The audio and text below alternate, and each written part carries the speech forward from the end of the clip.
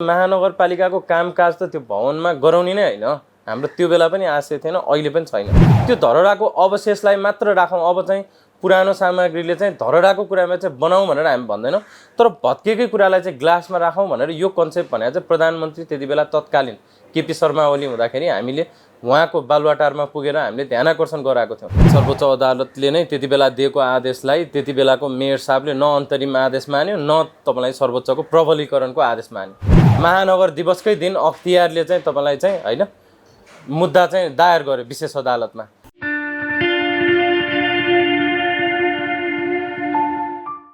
विगतमा फर्केर हेर्नुपर्दा 2072 सालको जुन महाभूकम्प गयो होइन, महाभूकम्प गइसकेपछि एक किसिमको सम्पदाको कुरामा पनि ठुलो जागरणहरू पनि आयो होइन।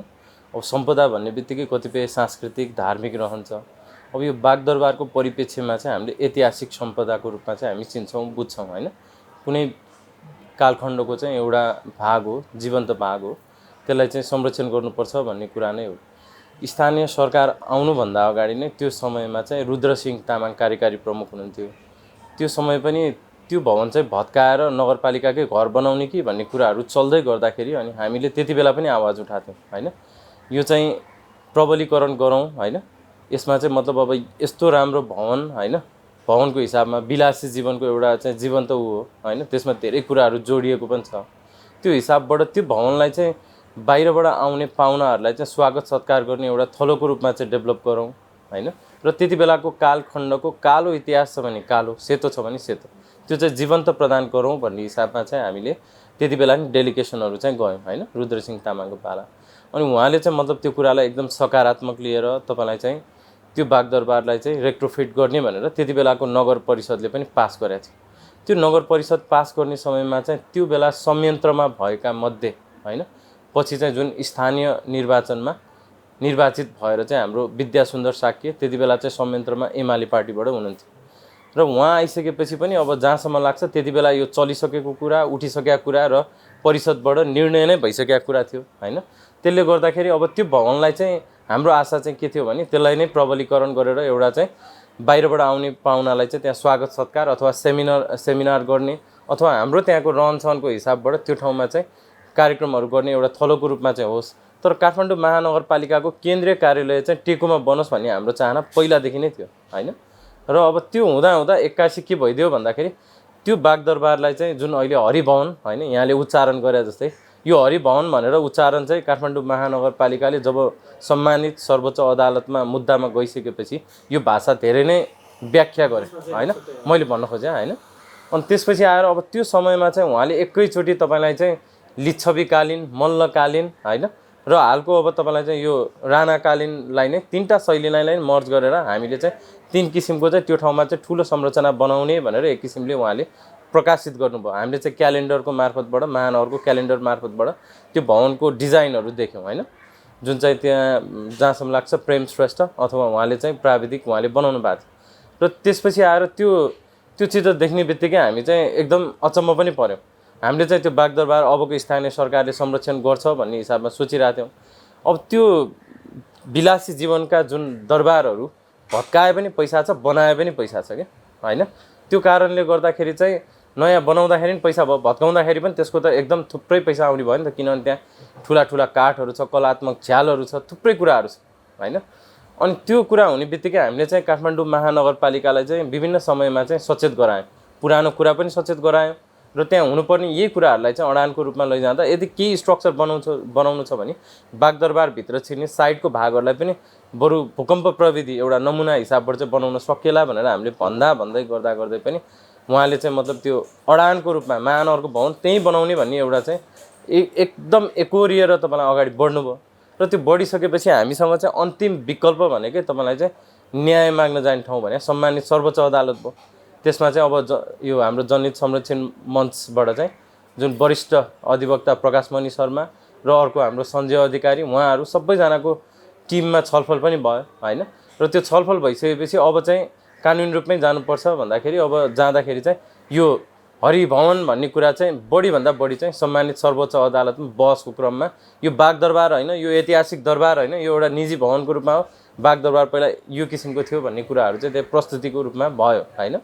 र धेरै कुराहरू प्र्याक्टिसको रूपमा लैजान खोजियो र अन्तिममा अब जब हामी सम्मानित सर्वोच्च अदालत पनि चल्दै गर्दाखेरि अब कतिपय कुराको प्रमाणको अभाव थियो, कतिपय कुराको हामीले ऐतिहासिक सम्पदा भने काठमाडौँ महानगरपालिकाको एउटा जननिर्वाचित मेयरले भनेको चाहिँ भएका जति पनि सम्पदाहरू चाहिँ संरक्षण गर्नुपर्छ भन्ने अभिभारा लिनुपर्ने समान नीति।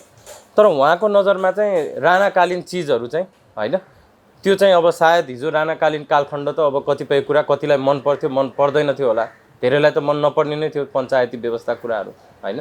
तर पनि हामीले चाहिँ मैले अघि भने कालो इतिहास भए कालो इतिहासलाई जीवन्त राख्ने धर्म चाहिँ काठमाडौँ महानगरपालिकाको नैतिकताले होइन त्यो अगाडि संरक्षणको लागि बढ्नुपर्छ भन्ने थियो।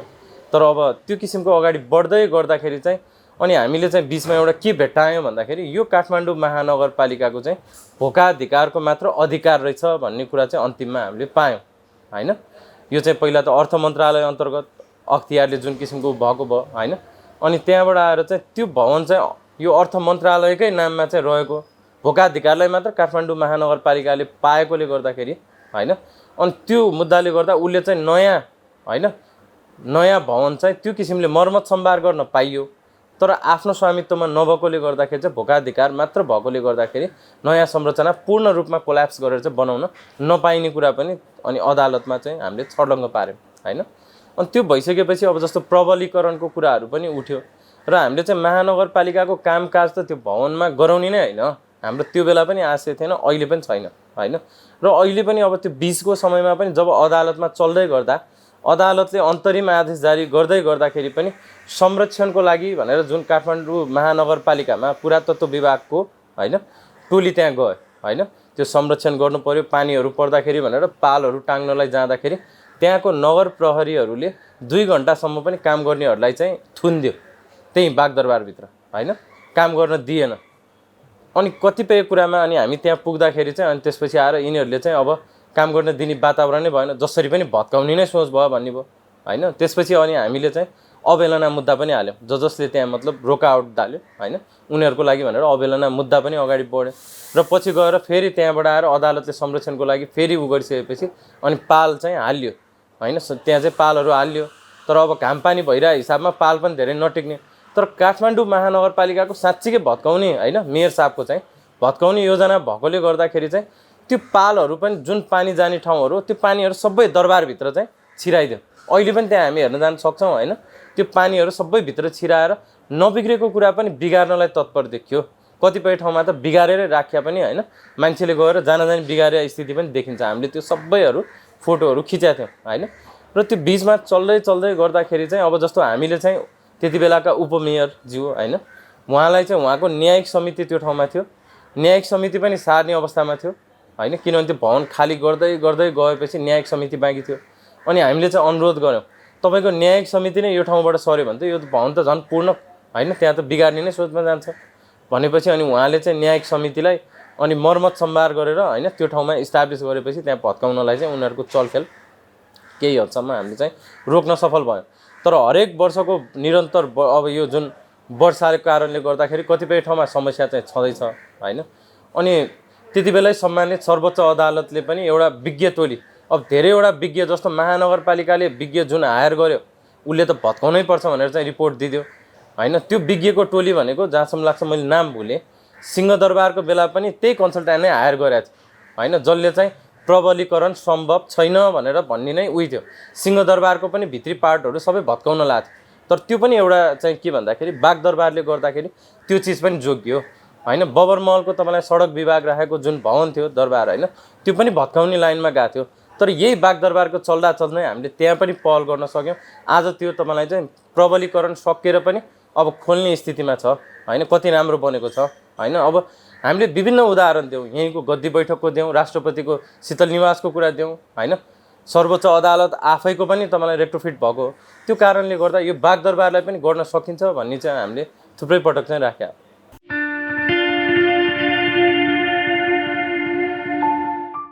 हामीले चाहिँ के सोच्छौँ भन्दाखेरि हिजो विभिन्न कालखण्डमा जे जस्तो भयो होइन, हामीले कतिपय त अहिले किताबमा तस्विरमा देख्छौँ होइन, हामीले पढ्छौँ मात्र। अब हामीले त्यस्तै कारणले गर्दा हिजो भएका कुराहरू जति पनि अवशेष बाँकी छ, भत्केकै अवस्थामा छ भने भत्केकै अवस्थामा बरु राखौँ कतिपय कुरा। जस्तो यो मैले भन्न खोजेको चाहिँ धरहराको बागदरबारसँग जोडिएको जुन धरहरा जुन 72 सालमा भत्कियो होइन, धेरै मानवीय क्षति हिजोको त्यो कम्पनीले चलाउँदाखेरि भएर जुन क्षति भयो, त्यो धरहराको अवशेषलाई मात्र राखौँ। अब चाहिँ पुरानो सामग्रीले चाहिँ धरहराको कुरामा चाहिँ बनाऊँ भनेर हामी भन्दैनौँ, तर भत्केकै कुरालाई चाहिँ ग्लासमा राखौँ भनेर यो कन्सेप्ट भने चाहिँ प्रधानमन्त्री त्यति बेला तत्कालीन केपी शर्मा ओली हुँदाखेरि हामीले उहाँको बालुवाटारमा पुगेर हामीले ध्यानाकर्षण गराएको थियौँ। अब यहाँ चाहिँ मतलब कुनै पनि 90 सालमा पनि भत्किएको 72 मा नि भत्किएको जनधनको क्षति भएको, यसलाई एउटा स्मृति पार्कको रूपमा राखौँ, सुन्धारालाई चाहिँ अगाडि प्रवर्धन गरौँ भनेर चाहिँ हामीले भनेका थियौँ। त्यो भनेकै मतलब के भन्दाखेरि भएको अवशेष भने हामीले कतिपय कुरा देखाउन पनि सक्छौँ, भोलिको पिँढीलाई पनि देखाउनु पर्ने हुन्छ होइन। अनि हिजो पुर्खाले दिएको चिज भनेको अबको नासोको हिसाबमा त हाम्रो काँधमाथि छ नि त होइन। अनि यो ऐतिहासिकताको कारणले नै हामीले जोगाउनु पर्यो भन्ने हिसाबमा चाहिँ हामीले महानगरलाई चाहिँ घचघचाइरहेको।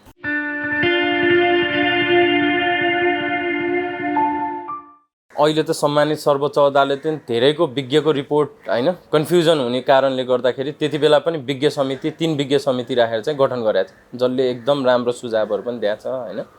त्यो म तपाईँलाई उपलब्ध पनि गरौँला।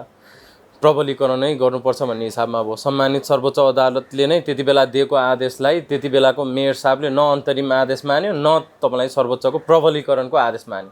अब त्यही हिसाबबाट अहिलेको मेयर साहबले चाहिँ मतलब त्यही कुरालाई त्यही सर्वोच्च अदालतको फैसलालाई सम्मान गरेर प्रबलीकरणको जुन परिषदबाट अस्ति निर्णय गरेर पास गर्नु भएको छ, अब त्यो चाहिँ स्वागत योग्य छ।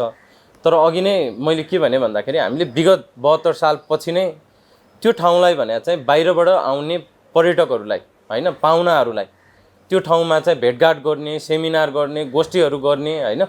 मेयर र उपमेयरज्यूको चाहिँ कमसेकम काठमाडौँमा आउँदाखेरि चाहिँ देखिने होइन कार्यालय पनि एउटा चाहिँ कलात्मक होस् होइन, र त्यो त ऐतिहासिक तपाईँलाई चाहिँ दरबार रह्यो। त्यो कारणले गर्दाखेरि त्यो ठाउँलाई चाहिँ त्यो तरिकाले सोचौँ भन्ने हिसाब भयो। अब जस्तो योभन्दा अगाडिको मेयर साहबले के राम्रो चाहिँ गरिदिनु भयो भन्दाखेरि टेकुमा चाहिँ आफ्नो कार्यालय बनाउने भनेर चाहिँ सुरु चाहिँ गर्नुभयो। तर समस्या के भन्दाखेरि भ्रष्टाचार यति धेरै छ कि होइन, महानगर दिवसकै दिन अख्तियारले चाहिँ तपाईँलाई चाहिँ होइन मुद्दा चाहिँ दायर गर्यो विशेष अदालतमा। अब त्यस्तो अवस्था छ। अबको मेयर साहबले पनि त्यो टेकुमा बनिरहेको भवनमा हिजो जे जति समस्याहरू देखिया थियो, जे जस्तो भित्री तपाईँलाई चाहिँ समस्याहरू देखिया थियो, त्यो कुरालाई सुधार गर्दै तपाईँलाई कामकाजको कार्यालय चाहिँ टेकुमै अगाडि बढाउनु पर्छ भन्ने हाम्रो सुझाव हो। र यो ऐतिहासिक बागदरबारलाई त्यसको महत्त्वलाई पनि कायम गरेर बाहिरबाट आउने एउटा पाहुनाहरूलाई सत्कार स्वागत होइन र त्यहाँ चाहिँ सेमिनार गोष्ठी त्यो किसिमको हिसाबबाट चाहिँ त्यसलाई चाहिँ सञ्चालनमा ल्याइयोस् र हिजो भएको कालखण्डको होइन जीवन्त सङ्ग्रहालयको रूपमा चाहिँ त्यसलाई पनि डेभलप गरोस् भन्ने नै हाम्रो चाहना हो। किनभने अबको प्रबलीकरण भने सकेसम्म मान्छेको धेरैभन्दा धेरै चाप चाहिँ त्यो ठाउँमा किन पनि गराउनु हुँदैन भन्दाखेरि अब बनेको प्रबलीकरण अझ पनि तपाईँलाई हिजो जति समय चाहिँ त्यसको आयु थियो त्यो आयु चाहिँ अझ पनि लम्बियोस् होइन। त्यो कारणले गर्दाखेरि पनि त्यहाँ चाहिँ कामकाज हुने बित्तिकै मान्छेहरूको थुप्रो चाप हुन्छ होइन। हुन त त्यो घर अरू यो सिमेन्टेड कङ्क्रिटको भन्दा त धेरै बलियो नै छ होइन, तर पनि त्यो ठाउँ चाहिँ यो कामकाजलाई चाहिँ नसुहाउने कारणले बलियो नभएको कारणले होइन कि नसुहाउने कारणले गर्दाखेरि चाहिँ टेकुमा भयो भने सबैलाई सहज पनि हुन्छ जस्तो हामीलाई लाग्छ।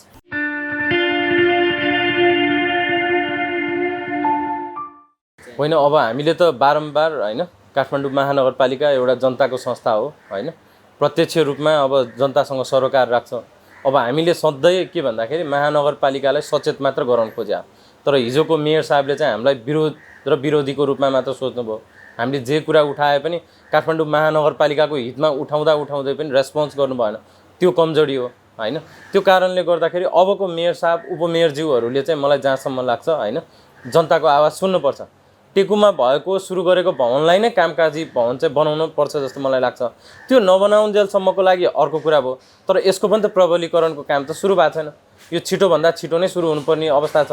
किनभने अहिले काठमाडौँ महानगरपालिकाले ठाउँ ठाउँमा जुन आफ्नो कार्यालयहरू जनतालाई सहजीकरण गर्नुपर्ने विभिन्न विभागहरू होइन यत्रो तत्रो छरिएर राख्दाखेरि होइन जुन अहिले तपाईँलाई चाहिँ जसले सुविधा लिनुपर्ने होइन आम महानगरवासी छ उहाँहरूलाई धेरै नै अहिले गाह्रोको स्थिति हो। त्यो कारणले गर्दा टेकु भयो भने सबै लोकालिटीको कोर सिटीको पनि एकदम नजिक पर्ने होइन। अनि त्यसपछि आएर बाहिरी उसबाट पनि तपाईँलाई रिङ रोड पनि अझ नजिक, त्यहाँबाट छिर्न पनि। त्यो कारणले गर्दा टेकु त एकदम हामीले चाहिँ त्यति बेला नै अब यो चाहिँ बेस्ट स्थान हुनसक्छ भनेर अब हामीले तपाईँलाई त्यति बेलादेखि नै झकझकाएकै आज 79 साल भइसक्यो हैन। त्यो भएकोले गर्दाखेरि टेकुमा सुरु भएको कुरालाई नै कामकाजी हो। अब हामीले काठमाडौँ महानगरपालिकालाई यो कुरामा फेरि सचेत चाहिँ गराउँछौँ।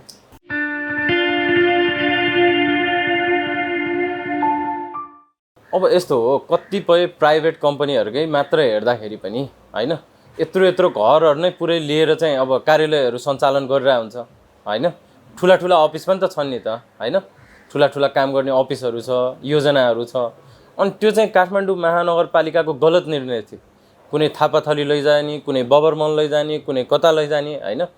उहाँहरूले त्यति बेला साँच्चीकै अलिकति छिट्टो अहिले तत्काल समस्या आउने बित्तिकै तत्काल हेर्ने होइन, त्यसलाई त दीर्घकालीन रूपमा चाहिँ सोच्न सक्ने दूरदर्शी नीति हुनु पर्यो नि त हैन। पब्लिकलाई गाह्रो हुन्छ भनेर बुझिसकेपछि त उहाँहरूले त कमसेकम पनि कुनै ठाउँ चाहिँ निश्चित ठाउँ हेरेर सबै त्यही एकै ठाउँमा अटिने हिसाबमा गर्न सकिन्थ्यो।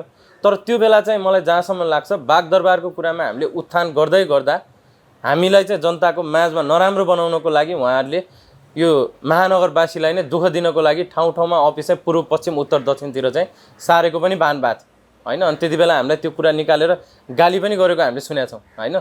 तर महानगरले साँच्चीकै भन्ने हो भने त उहाँ जेडिए कम्प्लेक्समा माथि तपाईँलाई 5 तला बस्नुभन्दा हैन आफ्नै सबै घरै पुरै कुनै ठाउँकोमा चाहिँ लिजमा लिएर आफ्नै छत्रछायामा चाहिँ सबै विभागहरू हुने हो भने त हैन त्यहाँ काम पनि स्वस्फूर्त हुन्थ्यो। अब कतिपय निकायमा के छ भन्दाखेरि आज त्यहाँ जाँदाखेरि कुनै कार्यालयमा काम परेर जाँदाखेरि के हुन्छ भने त्यहाँबाट केन्द्रमा सिग्नेचर गर्न गएको छ भन्ने भयो, केन्द्रमा मिटिङ गर्न गएको छ भने त्यहाँबाट त्यहाँ हुँदाखेरि कतिपय नगरवासीले चाहिँ त्यो ठाउँ पुग्दाखेरि समयमा चाहिँ सेवा नपाउने हैन। अनि यस्तो बहाना गर्ने कर्मचारीहरूलाई पनि ठाउँ पाउने, अब त्यो स्थिति चाहिँ भयो। सबैलाई त नराम्रो भन्दिनँ, तर धेरै महानगरकै कर्मचारीहरूले नै तपाईँलाई चाहिँ एकै ठाउँमा कार्यालय प्रयोजनको लागि लिनु पर्यो भनिराख्दाखेरि पनि महानगरको मेयर साहबको चाहिँ त्यो कमजोरी नै लिन्छु म चाहिँ।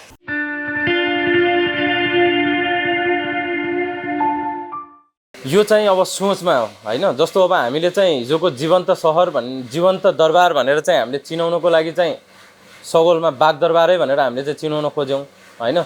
तर यो बागदरबार होइन, यो चाहिँ एउटा हैन नयाँ भवन बनाउनको लागि हैन, यो एउटा नर्मल भवन हो हैन। यो चाहिँ एउटा व्यक्तिको भवन हो भन्ने किसिमले चाहिँ हरि शमशेरको उहाँको छोरालाई हैन ल्याएर तपाईँलाई चाहिँ उहाँको कुराहरू राखेर एउटा नर्मल मेरो भवन हो भन्न लगाएर हैन। अनि यो हरि भवन र बागदरबारमा धेरै कन्फ्युजन। आज पनि महानगरपालिकाको धेरै लेटर हेड हेर्नुहोस्, हरेक हेर्नु बागदरबार भन्ने छ हैन। अब त्यो बागदरबार भनेर अब त्यो महानगरपालिकाले यस्ता सांस्कृतिक सम्पदाहरू, ऐतिहासिक सम्पदाहरूलाई त झन् हैन नामहरू कति ठाउँमा अहिले अपभ्रष्ट भएर गएको छ नि त। ओङ्ग इन्द्रचोक भन्न थालेको छ हैन।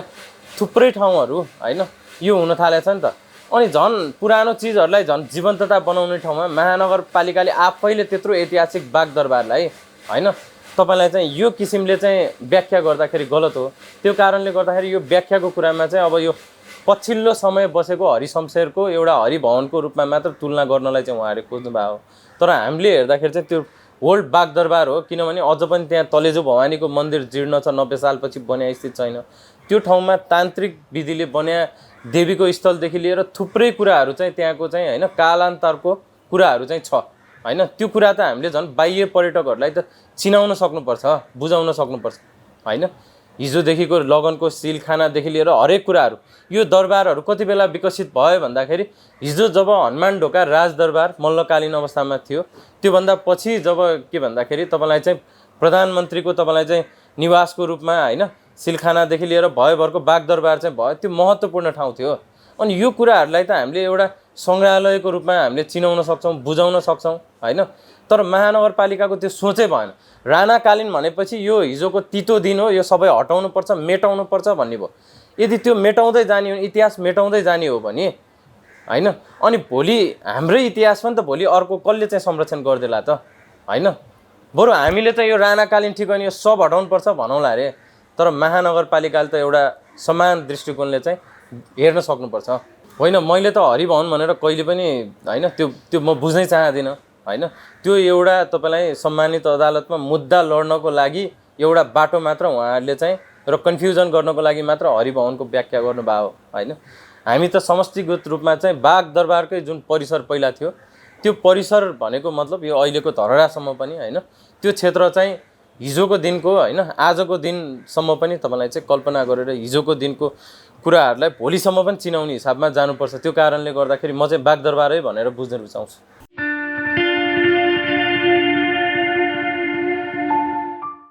सक्नेसम्म त प्रयास गर्नु पर्यो नि। सक्दै सकेन भने यही बागदरबारै मेटाइदियो भने, यही हरिभवन भनेर व्याख्या गरेर सबै मेटाइदियो भने त झन् हिजोको कथा बन्न जान्छ। तर आज केही कुरा त हिजोको लागि, हिजोको कुरा आज पुष्टि गर्नलाई त प्रमाण त छ नि त। प्रमाण भने त यही हो होइन।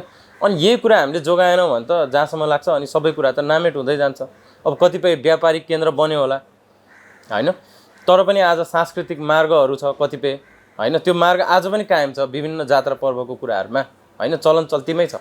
त्यो त्यत्तिकै भएको होइन, हिजोको पुर्खाको त्यति बेलादेखिको हो होइन। त्यो जात्रा पर्वमा त सांस्कृतिक रुटको रूपमा प्रयोग हुने ठाउँहरू छ बागदरबारभित्रको भनेपछि होइन।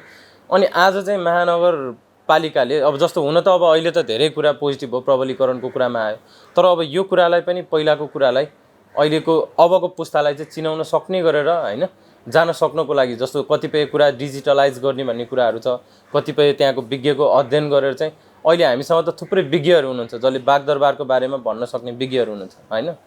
त्यो विज्ञहरूलाई राखेर कमसेकम हिजोको इतिहासलाई यदि सोच्ने पढ्ने हो भने त त्यो ठाउँमा मान्छे एकचोटि पुग्छ होइन। यो भने त हामीले पर्यटन प्रवर्धनको पनि एउटा ठाउँ हो होइन।